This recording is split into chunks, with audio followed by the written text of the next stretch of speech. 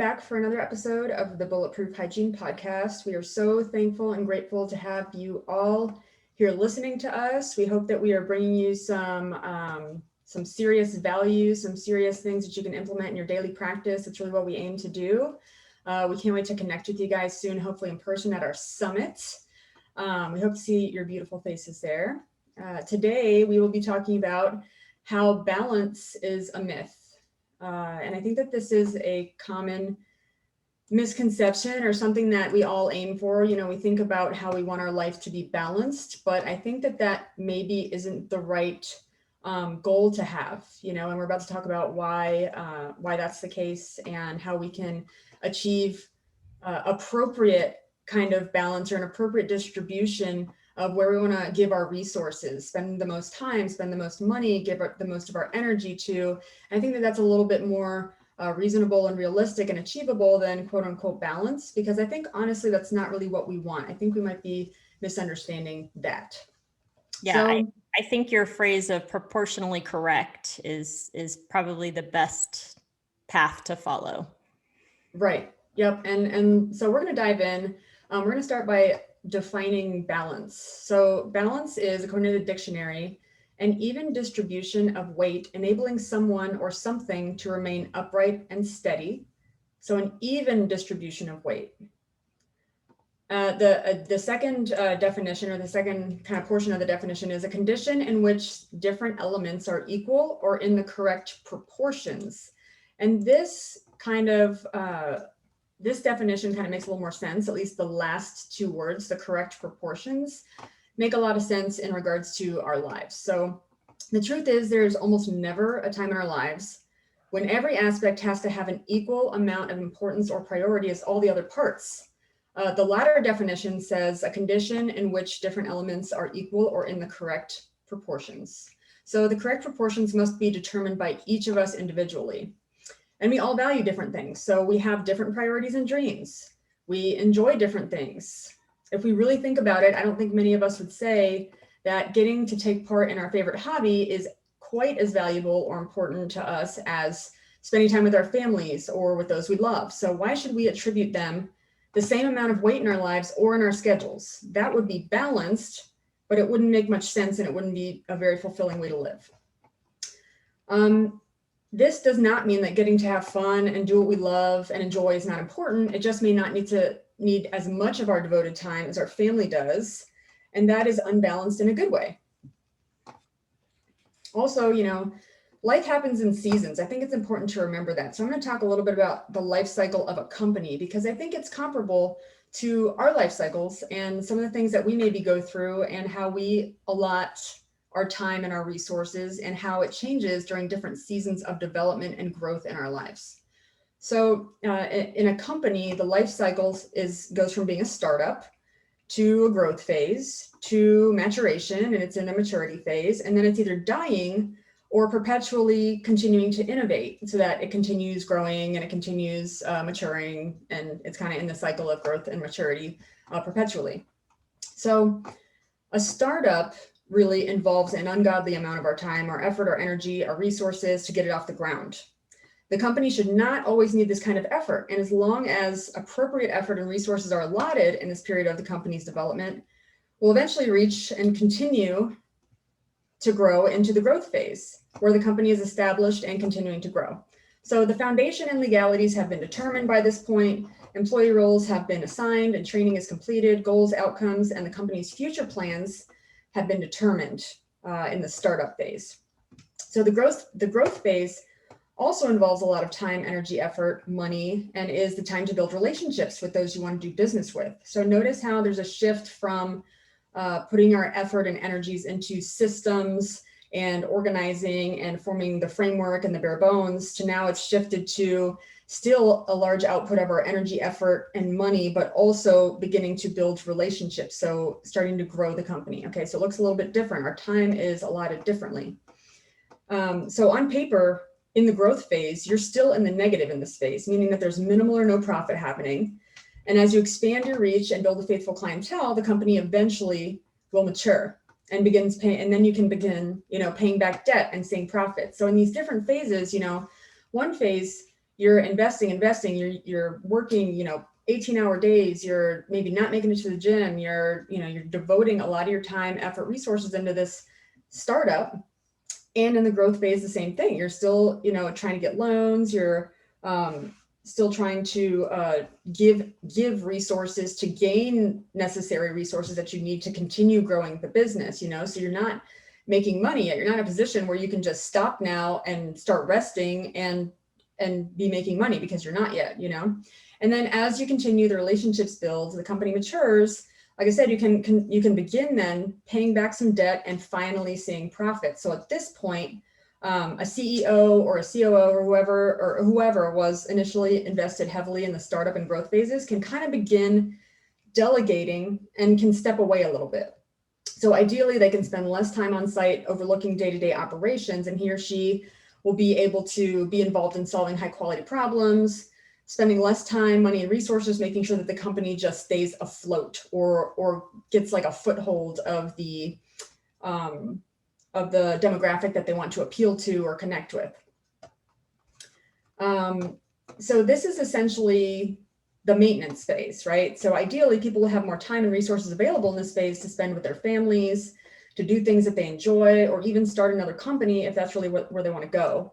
But you can see how in each of these phases, different things take priority and require more of our devoted time. So each phase is just a season, and that's also how it goes with life, So we may be in a season of growth and development. So I think of when we went to hygiene school. In hygiene school, I didn't have a whole lot of time to go out with friends. I wasn't socializing. I had other priorities. It doesn't mean that those things aren't important, and doesn't mean that those things aren't possible. It's just that it accounts for a much smaller portion of my time because I've got this goal and it's a limited amount of time. That's good to realize, is like this phase will end. We will be able to develop into the next phase or implement more of something else that we love in a different phase, but in each season of life, our time, energy, effort has to go toward different things at a higher velocity and volume. Right. I kind of visualize when we're talking about balance, the quintessential scales. You've got the lady in the robe holding, the scales, and you remember they would have those literal little metal scales, and you could put the little weights in, and it tipped the balance on those. And I kind of think for my life, when I think about balance, you want those scales to be balanced, but I almost feel like there's a balance between work and rest, because obviously we've talked a lot in the past about self-care and being able to function out of excess versus deficit. So I think when I think of balance, and as we're talking about this, I'm seeing one side of the balance for us really should be mindful of, are we rested? Are we sleeping? Are we hydrating? Are we taking care of ourselves? But the other side of that balance is what you're talking about, where we're putting in different weights at different seasons in life, so that we are functional, healthy, happy humans. But yeah, I think like you say, different seasons, there's different times you're going to be putting those different weights in, whether it's like in hygiene school, it's, a lot of time investing in studying and memorization and learning and growing, and you're not doing as much, socialization and fun and family. So I think you're right. I like the idea of that concept of, it's going to be different things in different seasons. Yeah, totally. And I think that each of the things that we're focusing on in each season doesn't have to exclude everything else that, makes us happy or that we enjoy. It's just absolutely. Those things may just have to even temporarily allot for, a smaller amount of our time in order for us to achieve whatever we're trying to achieve. And then in the future, usually whatever we're trying to achieve if we're in like a growth phase is going to lead to an easier time balancing things in the future. Right. For the most part, as long as we're setting ourselves up that way. So, during hygiene school, I was not in a relationship. I didn't date at all in hygiene school because I felt that I didn't have time to devote to that. And I was okay with that. It would have been starting a new relationship for me, but it just seemed like, man, that was just not the time to do that. I was working full time, going to school full time. And I don't think that it would have made me better in any way to do that. I don't think that I had any excess to give at that point, I was so strapped emotionally, and I was tired and just trying to make ends meet and pay the bills, knowing that on the other side of that, I could rearrange my schedule so that I had more time to meet people, have friends, and and have a social life, So during hygiene school, I think honestly, my life, I didn't have a good pattern of being able to see balance in any sort of way. So even doing things in proportion, I was very much extreme minded, like all or nothing. Like I'm either going to, spend all my time in school and none of my time painting, or I'm going to spend all my time in school, none of my time having fun. And I spend all my time in school and not at all think about my diet and exercising and my health. So there are ways to do the best with what we have, no matter what phase in our life we are in, even if that is a growth phase or a startup phase. So now, a few years out, I just have a little bit more wisdom. And I know that these are things that we learn with life and with experience. But even in this very, very busy period of Charissa and my life, where we have, the book we're working on still, we have videos that are not quite finished. We have a summit coming up. We're doing a podcast. We're starting, some consulting things. We're running social media platforms. And also we're both full-time hygienists with families, During these times, I think it would be easy for us to choose to say like, oh, well, there's no time to spend with my family. There's no time to go to the gym. There's no time. But, this is life. It's finding the ebb and flow and the balance, no matter what situation we're in. And balance, I don't think it's the right word, but I'm not sure what the word is. So I think like in these times, it's okay to do the best with what we have and say, I can't give everything to this other thing right now, but I can give something, or I can't take as much time as I would like for vacation, but I can take a half a day, and find that sort of restfulness and enjoyment, even in stressful periods of time, So now I'll take a break and I'll go for a walk. I will take a sip of water, even if I didn't drink water at all yesterday. And I'm like, oh my gosh, I'm so dehydrated. I have no time for that. I'll just do the best with what make the next best choice to be as happy, fulfilled, rested, healthy as possible, no matter what the circumstances. Right. And I think it's important because, hygienists, we talk a lot about burnout is a real, very real thing for us. And, you're right. You and I right now are kind of going, there's a lot going on. There's a lot of moving parts, and again, that wisdom and kind of growth over the years, I think years back, I would have been kind of drowning and really struggling to get everything done. But I've kind of stepped into this new place of, I'm not willing to compromise my own mental health and sanity and getting rest, because I know I've got to feel good to be able to do all these things. And so in the past, I would have kind of overwhelmed myself. Like if I looked at my week and said, oh my gosh, I have 20 things that have to get done this week, and that would overwhelm me. And now I've learned to kind of look ahead at my week and say, I have 20 things, but I only have 5 today, and I'm just going to focus on today.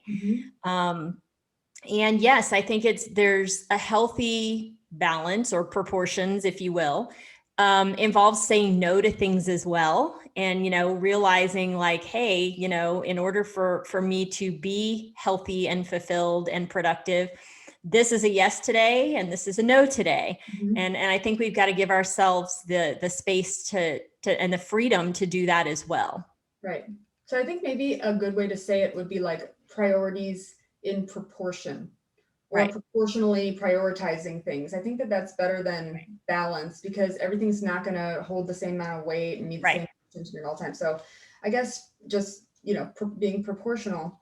And, in addition, I forgot 2 things, Charissa, that you have 2 teenage boys and a family. They're heavily involved in soccer. You're heavily involved in that. I'm earning a master's degree, and so there's all of that, kind of all those moving parts going on at one time, yet you and I still find time almost every single day, like to talk to each other. And a lot of times it's not even like strategic. It's like, we're catching up and how are you? And like, that's a part of our mental and emotional health. And we're building our relationship that way. At the end of the day, I'll come home, and before I sit down and start homework, my husband is like, hey, you want to go for a bike ride? I'm like, can I spare 30 minutes to make a memory with my husband and to make him feel fulfilled and enrich our relationship? If I really can say, yes, I can, then I'm going to say yes at that moment, and like you said, I think that's a great way to put things in perspective. Like I have 50 things on my to-do list, but today I'm going to do 3 of them. That's what's realistic, and crossing things off the list feels good, but it all can't and doesn't happen at once, you know? So it's progress, not perfection. And every single thing that's crossed off doesn't have to be done perfectly. It just has to be done using our best effort. Right. You know, in the moment. So I think Yeah. that that's just important. If we can let go of perfection, this all becomes a lot easier, I think. So there's no perfect wife, there's no perfect husband, there's no perfect business partner, there's no perfect business relationship, there's no perfect day in hygiene, you know. If we can accept it, I think we'll be a lot happier. Right. Right. And I think what you said about what we value is a big part of it too. You know, there have been times in my life where I've caught myself doing things just to do them because they needed to be done, even if I didn't necessarily value it. And I will say that coming out of COVID life really helped me kind of take stock in what is important, what do I value, what can I let go, what, you know, doesn't have to happen right away. You know, if I think back to if we were trying to kind of get Bulletproof going back when my kids were little, there's no way I could have done that because my number one value at that time, I was such a believer in, you know, when they're little, you really foster, you really educate, you really grow. And, you know, as they become teenagers, you start to kind of let them go a little bit because now they're starting to make their own decisions and, you know, they're becoming their own people. So, you know, this fits really well in my life now because I'm not as needed in their daily lives. So yeah, I think exactly different seasons are going to fit different goals and values. Yeah. Yeah, that's a perfect example. And I'm sure that that's one that a lot of people can relate with, you know, like, I just think that a lot of times parenting, you know, and I'm not a parent, but I can see how the different phases of growth and development involve a different amount of time commitment and a different amount of, you know, chauffeuring your kid around. And, you know, it's seasons, you know, so it's like doing the best you can with what you have in each season is like, that's the best that any of us can do, you know? Yep. I just listened to a podcast, a Jay Shetty podcast, of course, because you and I are like obsessed with him. But he's really phenomenal. And he was just talking about how to be highly productive and also be well, like take care of yourself and remaining highly productive. And there is like this tipping point he was talking about where, you know, once we get to a certain point in productivity, the quality goes down and we start to burn out.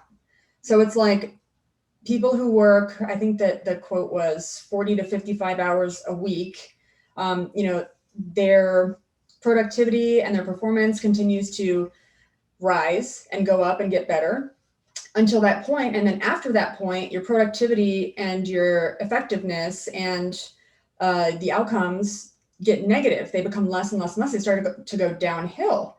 So it's an important distinction to make too, like no matter which phase in your life you are, whenever we're starting to see that phase of like the quality of whatever we're doing starts diminishing, it may be worth stepping back and taking a look and saying, can this be improved in any way? How can I do more with less here? Do I need to change my values and my priorities? Do I need to allot more time for rest and recovery and mental health, meditation? Like, because at some point we can become less effective because we're not robots, we're humans. And if we're not making sure that we're getting some semblance of appropriate, proportional priorities, if we're not prioritizing that way, then that's a time to take a step back and reflect and say, what maybe needs to be tweaked here for me to be my most effective and productive self while staying well. Right. And I'm always going to come from the psychological side because, you know, that's how my brain works. But I think there's a big part of it in the mental aspect too, because when we do have a lot going on and we're kind of taking an assessment of, you know, am I feeling proportionally balanced with my values and my time and what I'm doing here? I think a lot of times when we do have a lot going on and we do feel overwhelmed, and this can even be honestly within our hygiene day, you know, when we look at our schedule in the morning and we're like, oh my gosh, I have, you know, 10 patients today. And, you know, I've got, you know, whatever it is that's going on for your day. And you start the day feeling overwhelmed. I think a lot of how our day runs depends on what we're thinking about it. So I think if, you know, if we're in that trap of, oh my gosh, I have to do this and this and this, and well, I don't know how I'm going to do this. And this is too much.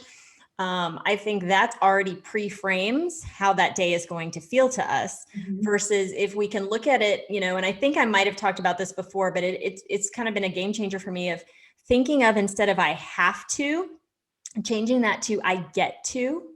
is a big thing for me. You know, I'll kind of catch myself thinking, oh, I got to do this and this and this. And I'll step back and take a breath and go, wait, I get to do that. You know, I've used the expression before or talked about before, probably because one of the things I hate doing is going to the grocery store after work. I just want to go home. And so I've had that time before where I'm like, oh, I have to go grocery shopping. I hate this. And I've like caught myself and taken a breath and like, wait, I get to go and take a few minutes by myself and stroll through the aisles. And I get to pick out healthy foods for my family and just take a minute, and I don't have to stress over financially being able to buy groceries. And so I think it's a lot of times that balance is kind of it stepping into our head and saying, okay, what's going on in here mentally too? Am I balanced mentally to really be looking at all of this in a healthy way? Yeah. And I love that because it's basically finding a way to be thankful. It's bringing gratitude into it, right? So one thing that I want to say about gratitude is I used to think of gratitude as like, oh, well, you're just denying the problem if you're thankful for part of the problem that is positive. But I think that those two things can exist together. Like you can still dislike grocery shopping and be thankful that you have the money and can provide for your family and that you have the time, that you're alive. You know, it doesn't mean that you have to say grocery shopping is your favorite thing now. It's just, you can still dislike it, or maybe it'll grow on you because your mind will change about it, you know? But I love that you said, like, I really don't like this, but I get to do this. Like, that it's okay to do that, because everything's not going to be our favorite. And I don't think there's any reason to pretend. There's no benefit to pretending, you know? So I'm just, glad that those things can exist together. Yeah. Yeah. So some of the myths that we believe, sorry, I lost an earring here for you watching on YouTube. I'm trying to put my earring back and I apologize. Some of the myths that we believe about balance and hygiene. Let's talk about those, because I think that there are myths that keep us from being happy and successful and productive, and from making the most of what we have each day, you know. And it comes, I think, a lot from a mindset of perfectionism, of every day has to be super productive, every day has to run smoothly and perfectly and as I expected and as I planned. And so some of the other myths that we believe are that I should always be able to leave immediately after my last patient. I should always arrive at the same time in the day in the morning. My schedule should always be completely booked how I want it to. I should always have time to take a full lunch hour or lunchtime. My professional growth should always be less important or involve less time or money than my other commitments, like other priorities that you have, like family priorities. Another myth could be, if my schedule is empty, there's nothing I can do about it. If my schedule is falling apart, that means it's impossible to have a productive day. And I think sometimes these things are just like the inner monologues that we have, inner dialogue that we have with ourselves every day. Like, well, if it's not as I expected, then it just can't happen. It's just not going to happen, you know? And the flip side of that is adaptability and resilience, right? So I think that two of the best skills or things that we can hone or practice in life are learning how to be more resilient and learning how to adapt to unexpected situations and doing it quickly and as effectively as possible. Not doing it perfectly, right? Because that's almost never possible, but doing it to the best of our ability and being willing and open to adapting and doing it imperfectly. Right.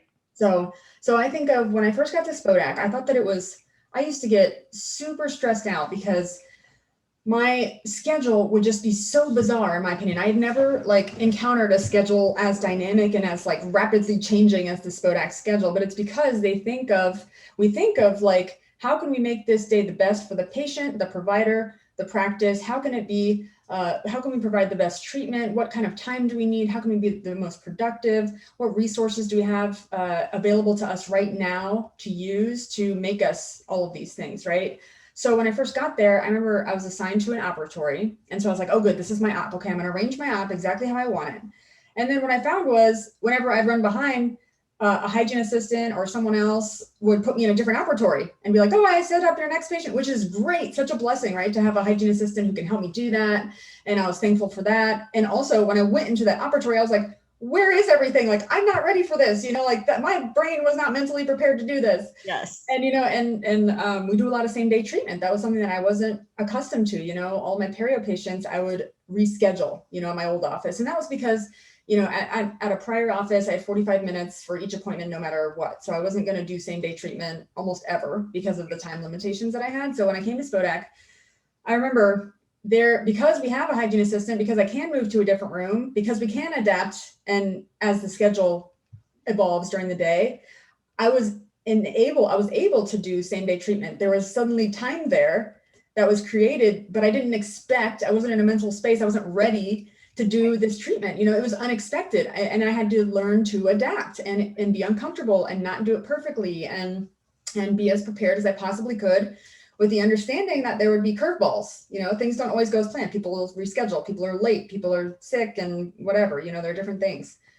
So with that, I would say that each day in hygiene brings different opportunity. Some days are booked according to our wishes, and they're designed according to quote unquote perfect day scheduling, where everyone's confirmed, everyone shows up, we complete the procedures we expected without any unexpected things. That almost never happens, right? That's like the exception, the perfect day. Correct. Other days, and I feel, my personal experience, I think Charissa would agree with this, almost nothing goes as planned. Meaning the schedule, maybe I showed up, the schedule had a few holes in the beginning of the day, and patients are just continuing to fall off and cancel. Or each patient shows up and they tell me they have a limited concern, like, hey, I chipped my tooth. They're not scheduled for an exam that day or for x-rays, but of course you have to take a limited x-ray, take a photograph, get the doctor in for a limited. It may cause you to run behind on hygiene or have to reschedule the hygiene. So that wasn't, an anticipated thing. A patient forgot that they show up, they forgot that they're here for a deep cleaning. They only have an hour, you can't do it in that amount of time. And they thought they were getting maintenance, miscommunication things happen, right? So they need to be rescheduled. All of these things happen. All these things have happened, I think, to every hygienist. So that's why I think that, and we think adaptability really is the single most important thing that we can do as humans to make the most out of every situation, no matter how it starts, or if we start, even with a disadvantage or something that makes us feel like we're at a disadvantage or not fully prepared. Right. Well, and I think you can plan ahead for adaptability too. And I think that's important because that's part of maintaining that hygiene day balance, if you will, of if you already have some game plans in place. Because I had 2 patients yesterday that both showed up and were like, oh, I can only stay for, a shorter period of time than what we had scheduled. And I'm like, okay. So I think adaptability in these cases, I think communication is a huge part of it. And being real with patients. I think patients appreciate that. When you have the conversation and they say, hey, I can only stay for so long, it's okay to say, well, we had you booked to do your full scaling and root cleaning today. Let's look at the time you have and see what we can accomplish with this time. And helping them understand that, maybe we just do half of your mouth today because this is the time limitation you have. I want to get work started for you, but at the same time, I don't want to rush through and not do the best job for you. So why don't we compromise and, land on this? I think when you have, like you said, Brittany, because I'm the same way, if we have multiple rooms set up for hygiene, and yes, I struggle with like jumping to a different room and not knowing where things are, and that throws me off my flow. So what we've done for our office is every single op is set up exactly the same way, so that if you move from op to op, you're not, taken by surprise. You know where everything is. You're just ready to go. It doesn't throw a hiccup into that. Ours is 2. Yes. But then, how you have your special, unique Charissa things that you like? Yes. Yes. Like, yeah. So we have, like, for instance, like the gauze is in the same place, the suction is in the same place, certain setups are in the same place, mirrors in the same place. So like all the basics are organized the same way, Right. but like restorative ops, in other what's it called? In other drawers and things and cabinets, they have their restorative stuff. So I'm talking about going from a hygiene to a restorative ops. So we have all the same basic things. Got it. All of my things, I'm like, oh, I don't have the instrument that I wanted, or like my chair doesn't do the same as your chair. I don't have my blanket that I wanted that comes from op 5, to make patients comfortable. So it's like, it's the adapting to the unexpected things. Right. One time I discovered, though, that someone in another op has a weighted blanket that they use for their patients. So that was even better. Happy surprise. I was like, wow, this is a total upgrade from my op. I'm so glad I'm here. Nice. Nice. Yeah. And I think, again, adaptability and communication go hand in hand, because I mean, I have straight up said to patients, like, do you ever have those days? You ever have those days that just aren't going great? Yeah. Patients are like, oh yeah. I'm like, I'm kind of having one of those. So will you bear with me? Let me get everything I need together so that I can take care of you. I think sometimes just being super honest and vulnerable about those kind of things, like, almost creates community with that patient. Now, because they know you're there for them to take care of them. It's okay to say, hey, I need a few minutes because I want to do what's best for you. Let me gather a few things. Mm-hmm. Yeah. Yeah, I think that makes you more relatable to the patient. Yes. Like, Yeah. because of course they've been in a situation where they're like having a day, and then you're just more human to them. I think it builds the relationship, like you said, and the rapport and the connectedness, because it's like, oh, we're more alike than we knew, like, Right. oh, you're having a rough day too. Yeah, I've had a rough day, Right. I agree with that completely. I think that there are definitely a lot of patients who, especially the ones you've been seeing for a long time, who are super, super cool about that, and it almost makes them like you more, I feel like, and you're more connected, and they understand it, and they know that. I think that lets them know too that your standard is like way up here, and you're like, I'm so sorry, I'm not up to my own standards today. I'm going to do my best to get ready for you now. It's kind of like letting them know you care about them. You care. Right. And then I think on the opposite foot, and we're very familiar, all of us, all of our listeners, I'm sure, with some of those more difficult patients that, have their own expectations and desires and situations in place that aren't always feasible for us. Mm-hmm. And I think communication is a big part of that too. And just kind of listening to them and being a soundboard back of, hey, this is what I hear you saying to me today. This is what I hear your goals are. And I obviously want to meet your expectations and your goals, but the reality is, we don't have the time for that, or, we don't have the resources for that, or, that kind of thing, and putting it back so that they understand you're there to take care of them. I think it's just important regardless of who you're seeing. Yeah. Over communicating. You're right. Yeah. When in doubt, communicate. Yeah. So the two most important days in any practice, of course, are today and tomorrow, because that's when we are literally completing the treatment. The present is when relationships are built and the treatment occurs, right? The present is when production occurs, when potential is developing for same-day treatment, when we have the opportunity to do more with less. Being present in the present is crucial to mental health and balance. It enables us really to not be stuck in what happened yesterday or stressing about what happened yesterday. It helps us to let that go, and helps us not to be so future minded that we have anxiety about what may or may not happen, because we are fully present in the situation where we are now, and we're able to think effectively, and we're able to adapt effectively because we're here with this patient with their current health status, and we have a moment, we're present to think, how can I help this patient's health today? What tools do I have in my toolbox to make this person's life better right now? Right. And we can get resourceful no matter how that patient shows up. Right. And the way my brain works, my assistant will tell you that I have sticky notes all over the place. And she loves at the end of the day to be like, are you done with this? Can I throw this away? But that's how my brain works, because I might be a little OCD over all the details, and I don't want to let things go. I don't want to miss anything. But at the same time, I want to be really present. So I will scribble a lot of sticky notes, like through the appointment, something I know I need to do later. I don't want to forget to put that in a note. I don't want to forget to follow up and send that in an email, whatever that is. I keep a lot of those, and I just kind of have a little stack of them. At the end of the day, when I sit down and I just go through all the notes and I make sure everything's done, I'll go through that. And I know that's just a simple little basic way, but that does help me be more present with each and every patient, because otherwise I find myself getting really distracted with, I don't want to forget to send that. I got to do that.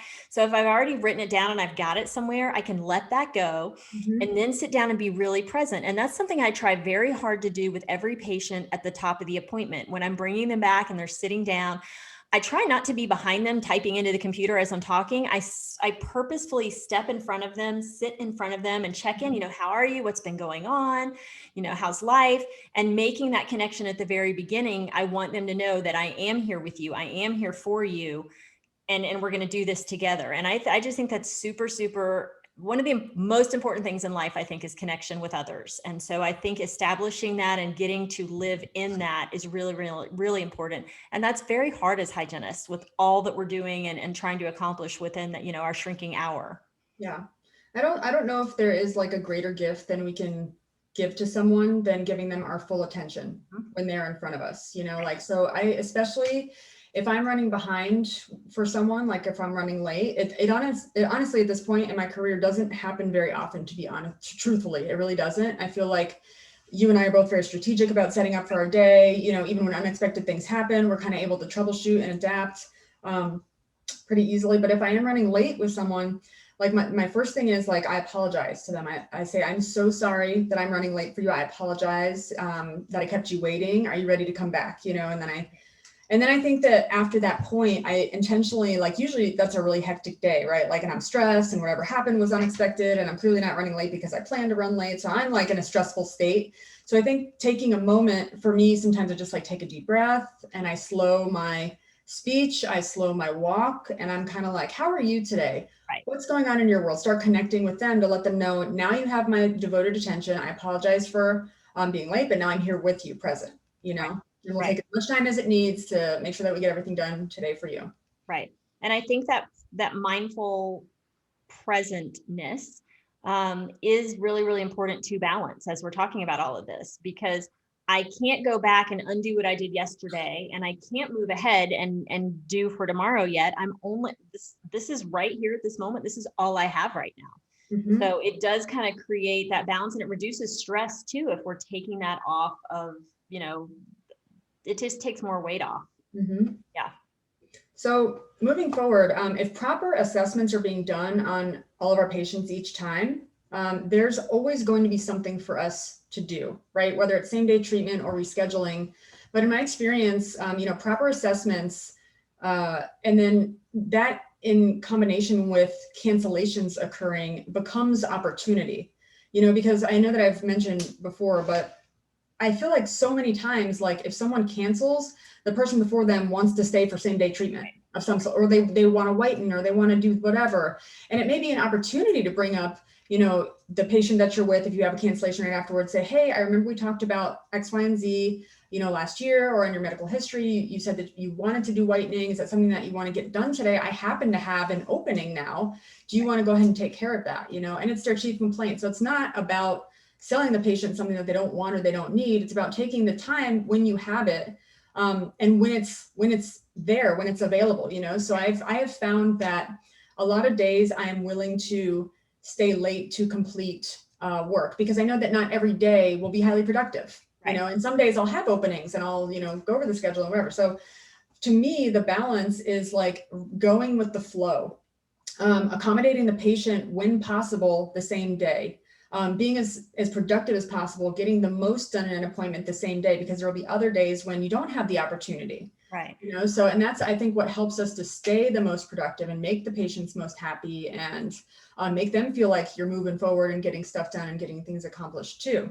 Right. And I think that there are some wins too. I had a conversation with some of my hygienists this week, that we're feeling a little stress and strain over the value of,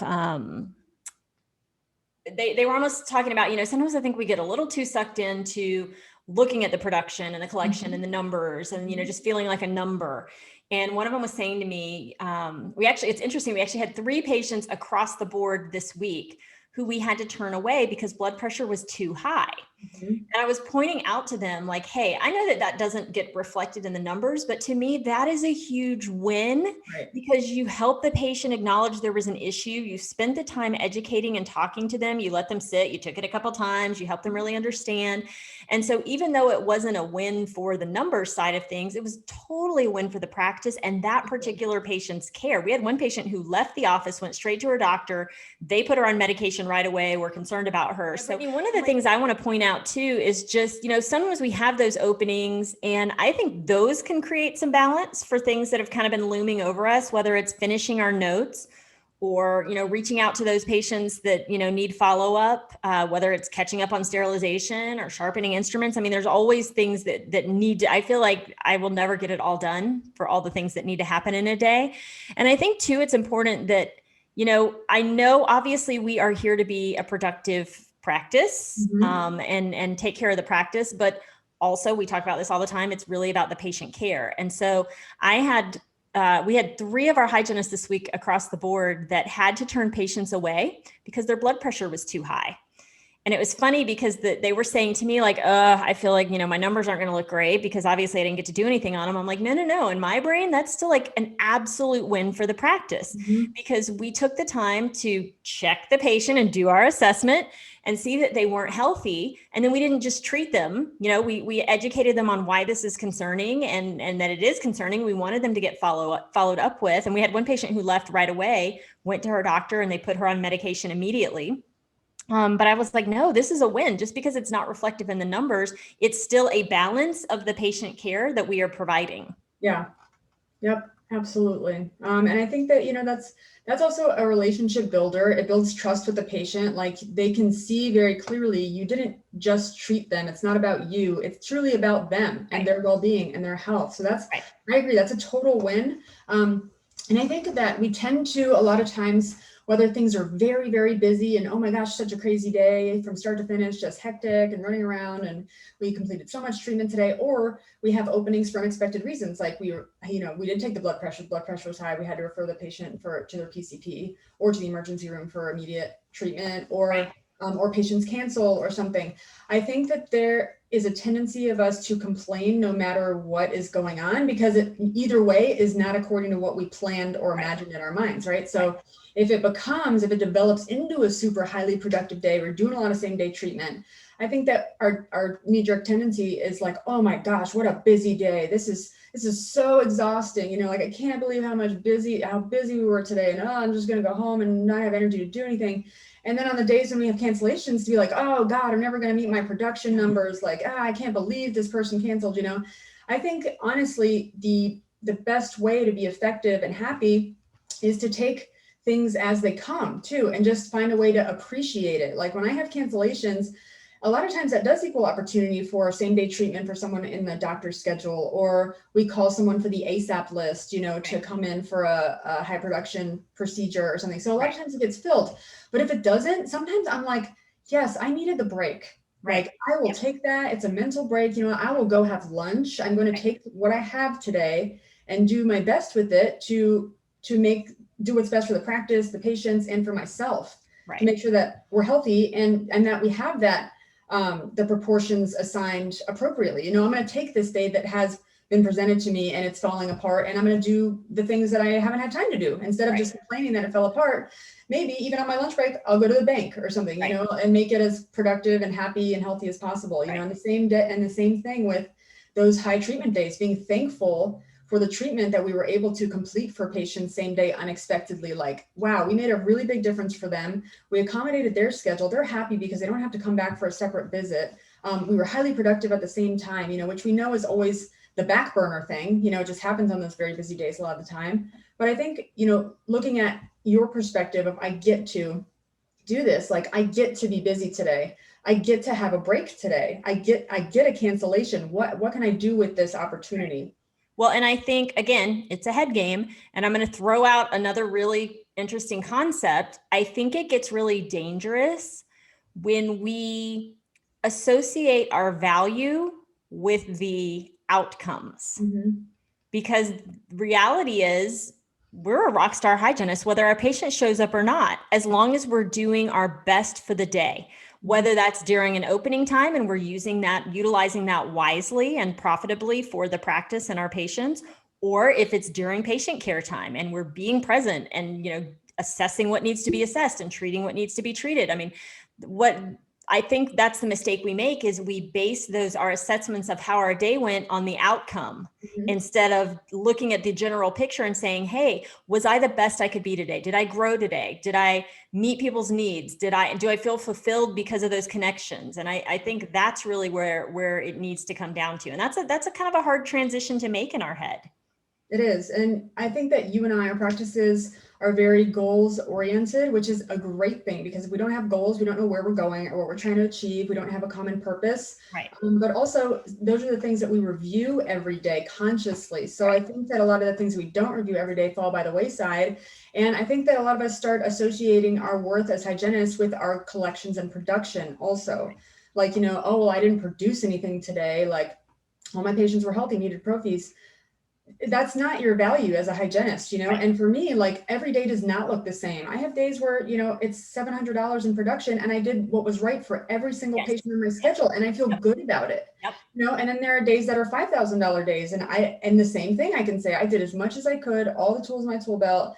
I did the right treatment for these patients and I feel just as good about it, Right. so I think that if we can, again, segregate our self-worth from our performance and the numbers and that sort of thing, we can be a lot more okay with some of these things and some of these days. And like, I don't know about you, but I've like none of my months look the same. I have months where I produce in the 30,000s, even the high 20s, and then I have some where it's above 40. And that's all okay. Because again, if we're there assessing the patients and doing what they need every single day, then the months are going to look different. It can't be like, oh, well, my month wasn't 30 this month, so that's bad. I failed. Right. It And doesn't maybe look the same. maybe it was that you stepped into the operatory next to you because you had an opening and you helped your fellow hygienist do all of her assessments so that she could do Absolutely. same day treatment. Or Absolutely. maybe there's days I've walked out and I'm walking in my car and I literally have a smile on my face because that had nothing to do with actually doing hygiene for my patients.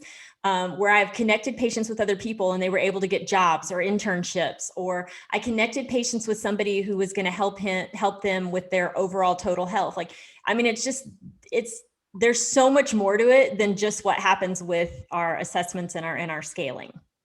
And I bet that most of those things that you just mentioned were unexpected or unplanned for Correct. you, right? Correct. Yeah. It was adapting to that Yeah, situation, for sure. the time that you had, and that's amazing. That's totally a win. Totally a win. Sending Right. the people where they needed to go to get their blood pressure evaluated and get them healthy, lowering the risk for an emergency. Total win. Right. Those patients are winning. Your practice is winning. That's an awesome day to me. Yep. So on this, I think it's important for all of us to remember that more hours worked does not always equal more production or collections. So as I mentioned earlier, Jay Shetty mentioned that tipping point of like the 55-hour week. And then once you're over that, you're less effective, you're less productive. There's definitely a point like that with hygiene.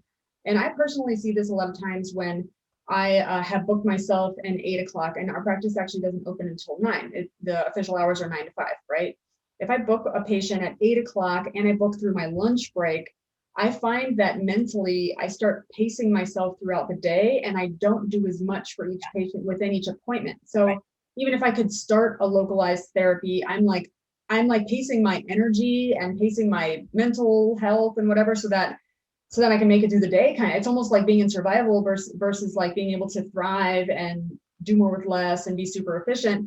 So like I won't do same day treatment. I'll reschedule the patient for treatment, So those days that are booked like solidly for many, many hours or more hours than I'm accustomed to working are often less productive because I'm like in this mental state of survival all day, Right. Right. And I Not can say, to have lunch or anything, yeah. And that's something to be super mindful. I know we're working with our hygienists right now on, just really extending that autonomy for them to design their own schedule. Mhm. Doing eight prophies a day back to back to back is draining and doesn't provide a whole lot of great profitability. And honestly, probably not all the right patient care that needs to happen in a day. So being really mindful about designing your schedule so that you can be sustained physically and mentally. Mhm. You have the time, the breaks you need to take. You're creating the time and the space for the patient care that needs to happen. So I think Mhm. that's a big part of, you're right. We can never plan our day and it's never going to go exactly how we want it to. But if we can kind of design around what we want the time frame to look like, I think it does give us a little extra space for to have that balance. So we're not running like chickens with our heads cut off. Right.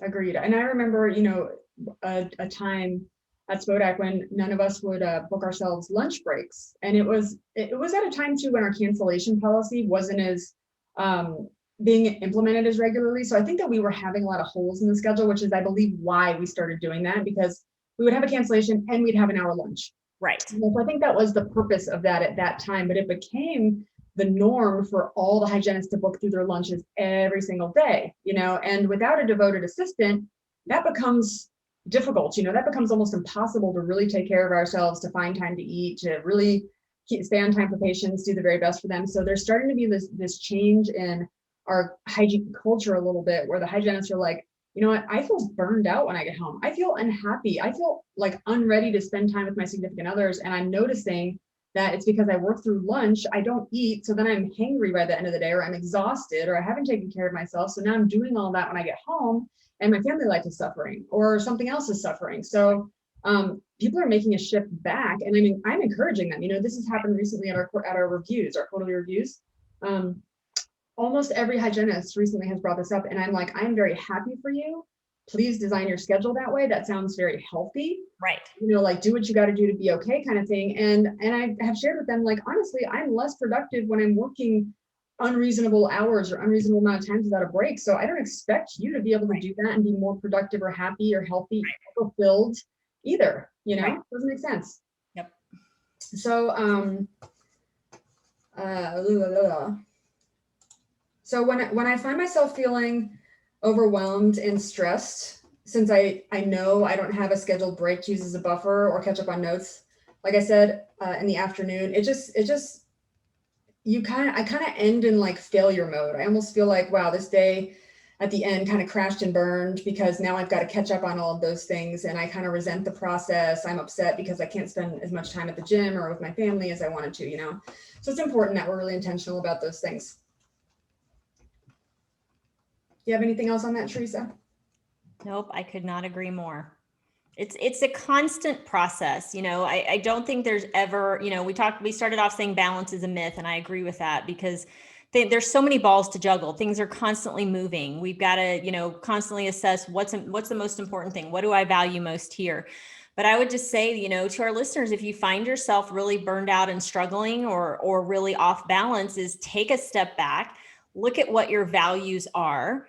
Do your actions align with those values? And then if not, you know, figure out what you've got to redesign or say no to, or, you know, implement to create that balance for yourself, because we only get one trot around this globe. So I feel like we, you know, and as we grow and as we mature, we learn more and more.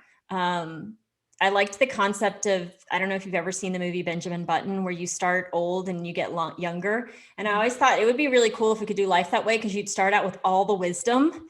And then as you get younger, your body's like can move better and easier. And then you can do all the things because you know all the things. But unfortunately, that's not the way it works. So my encouragement is just to kind of see what you can change to feel more balanced. Or more proportional, with what you're trying to do. So I think that the takeaway today is learning to seek to prioritize proportionally, yes, right, according to what our goals are and what's most important in our life right now, and accept that those things change and develop as we change and develop. There's not a right, there's not a wrong. It's exactly what Charissa just said, just finding out what we value and then making sure that we're getting that. Agreed. Thanks so much for joining us for this episode. We hope that you guys got a lot of value, speaking of, out of some of these tips. We, again, hope to see you at our live summit in Austin, Texas in this coming July of 2021. It's the 8th and 9th, and we're ready to bring you massive value to this event. Charissa and I are going to go through Perio Protect from start to finish, how to really get it moving and start working with it in your office. We're going to share a lot of our clinical treatment planning tricks and modalities, the things that work best for us in regards to verbiage. We're going to go through visions and our why and how to stay motivated and continue growing and developing our careers as hygienists. So there's a lot of things that we're going to bring. It's going to be very interactive. We want to talk to you. We want to hear from you. And we're so looking forward to seeing people in person. So please join us if you can. You can go to bulletproofsummit.com for more information or to register for this event. And if you don't want to wait until then to connect with us, then download the Mighty Networks app. You'll find us on Bulletproof Hygiene.